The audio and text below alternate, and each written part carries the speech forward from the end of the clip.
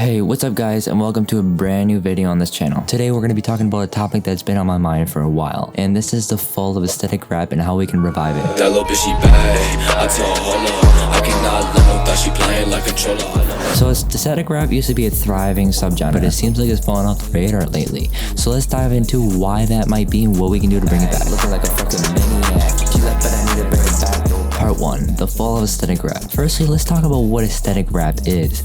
Aesthetic rap, also known as vaporwave rap or cloud rap, is a subgenre of hip-hop that emerged in the early 2010s. It's characterized by its ethereal, dreamy production, often featuring slowed-down samples from 80s and 90s pop songs, and its introspective lyrics. Some of the most well-known artists in the genre include one and only lilbubblegum, letoa, 22 December, and more. So what exactly happened? Well, for starters, the genre became oversaturated. As with any trend, once it starts to gain popularity, everyone jumps on the bandwagon. Suddenly, there were hundreds and hundreds of artists making aesthetic rap, and it became harder and harder to distinguish who was doing it well and who was just copying the same exact formula. Furthermore, the genre became associated with a certain image, the sad boy aesthetic. This meant that many artists began to emulate the same style, often incorporating similar beats and lyrics, which led to the lack of diversity with the genre. Part 2. How we can revive aesthetic rap. So what can we do to revive aesthetic rap? Well, here are a few things I think could help. Number 1 is embracing diversity. As mentioned earlier, one of the biggest issues with the genre was the lack of diversity. By embracing a range of different sounds and styles, we can create a more dynamic and interesting subgenre. Number 2, experimenting with production.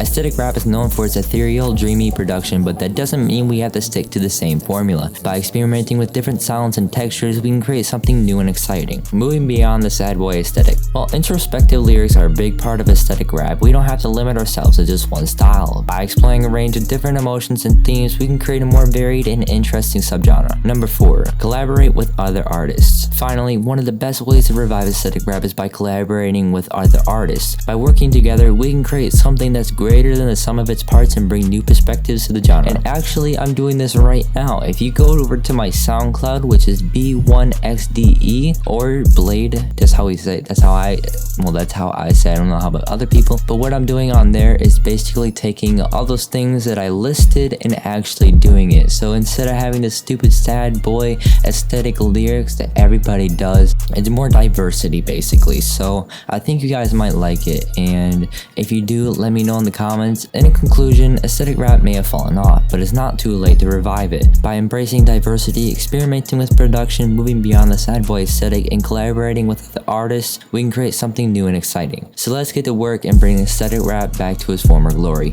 Thanks for watching, and I'll see you next time. Peace.